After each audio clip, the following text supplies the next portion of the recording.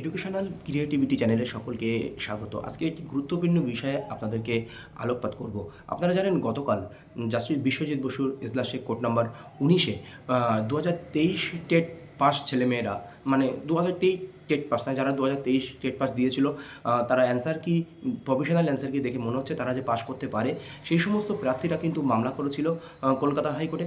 কিসের জন্য মামলা? যে পশ্চাৎ সভাপতি বলেছিলেন যে প্রশ্নবুল মামলার জন্য আমরা এখন 2023 টেটের রেজাল্ট প্রকাশিত করতে পারছি না। এদিকে ইন্টারভিউ নোটিশ যদি এসে যায় তার জন্য এরা চিন্তিত আছে। এই জন্য তারা মামলা করেছেন, কারণ রেজাল্ট মানে পরীক্ষা হয়ে গেছে প্রায় 1 বছর 2-3 মাস হয়ে গেছে। সেই জন্য তারা খুবই চিন্তিত, আমাদের রেজাল্ট কবে প্রকাশিত হবে, আমরা নিয়োগের সুযোগ পাবো কিনা। সেই জন্য শেষ পর্যন্ত তার মামলায় আশ্রয় নিয়েছেন। কিন্তু এখানে সেই কেঁচো খুঁড়তে গিয়ে মানে সেই কেউটো বেরিয়ে যাওয়া, এরকম একটা ব্যাপার দাঁড়িয়ে গেল।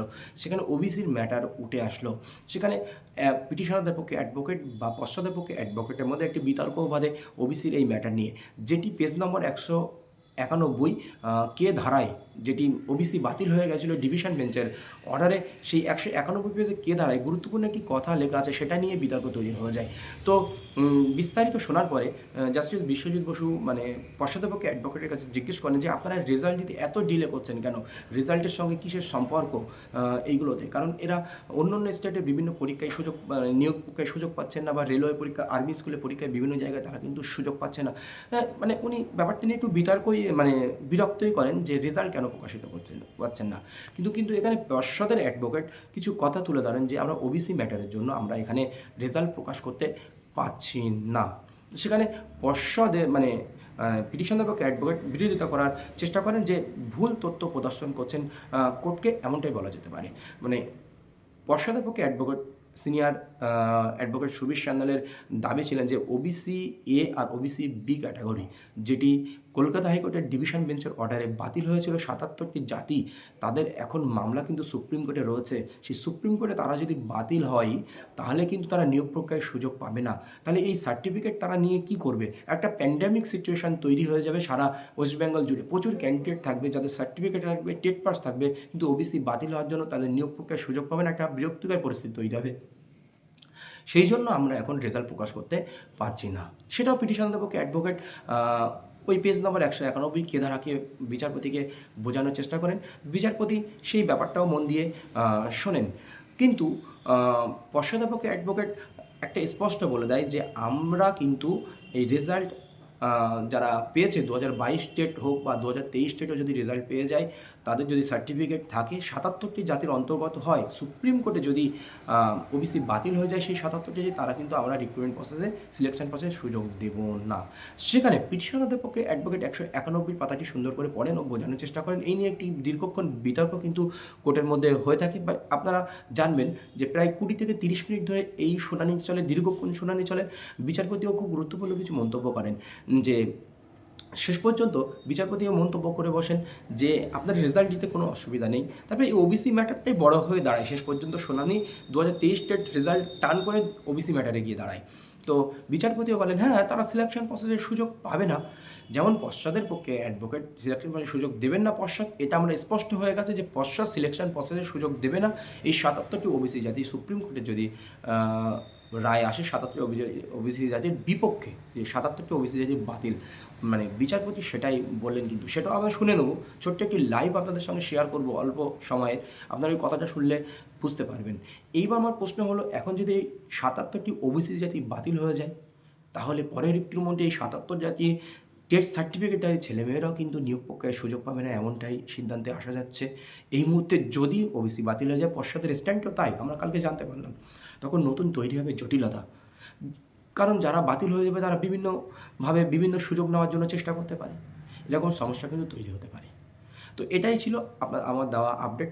আমরা দেখেছিলাম 2022 টেট থেকে একটি মামলা হয়েছিল, সেখানে যারা ওবিসি 2023 টেটের রেজাল্ট প্রকাশ করতে বারণ করছিল, কারণ কোর্টের কাছে দ্বারস্থ হয়েছিল যে ওবিসির জন্য তাদের রেজাল্ট প্রকাশ করা যাবে না, এমনকি তাদের রিক্রুটমেন্টের সুযোগ দেওয়া যাবে না। তো বিচারপতি সেটা বলেছিলেন এটা প্রিম্যাচিউর মামলা, তো এটা অর্ডার এখন এইভাবে দেওয়া যেতে পারে না। তো তার অর্ডার হয়নি, ডিসমিসও হয়নি, অর্ডার একটা পর্যায়ে রয়েছে। তো এই হচ্ছে ব্যাপার দাঁড়িয়েছে। তো আমি আপনাদের ছোট্ট করে লাইভ একটু শেয়ার করছি, আপনারা বুঝতে পারবেন। তো আমার চ্যানেলে নতুন হলে অবশ্যই চ্যানেলটি সাবস্ক্রাইব করে বেল আইকনটি প্রেস করে পাশে থাকবেন। ধন্যবাদ এবং লাইক, শেয়ার, কমেন্ট। আমরা গতকালকের কি অর্ডার হয়েছে এই মামলাকে কেন্দ্র করে সেই অর্ডার কপিটিও আমরা কিন্তু ব্যাখ্যা করব। আপনারা শেষ পর্যন্ত দেখবেন আর লাইভটি আপনারা দেখে নিন। Declaring petitioner number one who No, that if the interpretation of yours regarding the judgment is accepted, obviously you have to wait. I had to wait. No. If the interpretation is otherwise. Otherwise, suppose your loss is otherwise. Otherwise. Declaring in past OBC today, I have to because he availed of the benefit. That's the argument. But you cannot allow him to participate in the selection test. Exactly. What will be the আমরা সংক্ষেপে order কপিটি দেখে নিই। The petitioner had participated in TET 2023. They are alleging that the examination was over on December 24, 2023, but till date result has not been declared. এখনও পর্যন্ত result প্রকাশ হয়নি। 24শে December 2023 TET পরীক্ষা হয়ে গেছে। Mister Sanyal learn, senior advocate for the West Bengal board of primary education, submits that in view of the judgment of the division bench of this court in the case of Amol Chandra Das and pendency of the matter arising out the said judgment before the Honorable Supreme Court, the board is hesitated to declare the result because the outcome of the said pending matter has an effect on the result obtained 2023। মানে বলা হচ্ছে যে হাইকোর্টে যে অমলচন্দ্র দাসের যে OBC মামলা রয়েছে ডিভিশন বেঞ্চের অর্ডারে, যেটা সুপ্রিম কোর্টে এখনও পরিবর্তনে পেন্ডিং হয়ে আছে, তার প্রভাব পড়তে পারে টেট 2023-এ। সেই জন্য আমরা রেজাল্ট দিতে হেজিটেট করছি বা রেজাল্ট ডিক্লেয়ার করতে পারছি না এই মুহূর্তে। এটাই মূল সমস্যার কথা তুলে ধরেছেন পশ্চাদের পক্ষে।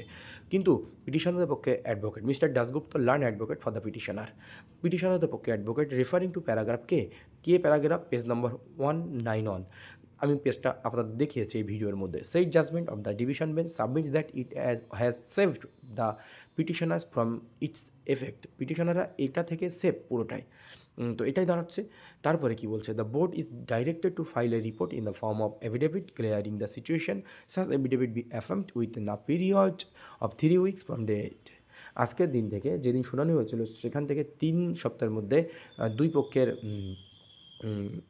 দিতে হবে, মানে 3 সপ্তাহ পরে এফিডেভিট দিতে হবে পর্ষদে। তারপরে কিন্তু পিটিশনারদের পক্ষে অ্যাডভোকেট এফিডেভিট দেবে, তাদের মতামত দুজনের এফিডেভিট দেওয়ার পরে 4 weeks পরে এই মামলার আবার শুনানি হবে। এটাই ছিল মূলত আপডেট আজকে দেওয়া ছিল আপনাদেরকে। তো পরবর্তী আপডেট কি আসবে বা এর মধ্যে যদি কিছু ঘটে যায় অবশ্যই আপনাদের কিন্তু আমি জানাবো। অবশ্যই অপেক্ষা করবেন যে এই মুহূর্তে ওয়েস্ট বেঙ্গলের রিক্রুটমেন্ট প্রসেসটা, নতুন রিক্রুটমেন্ট প্রসেস যদি ওবিসি বাতিল হয়ে যায় কি হতে চলেছে এখন বলা খুব মুশকিল। এই হলো আপডেট।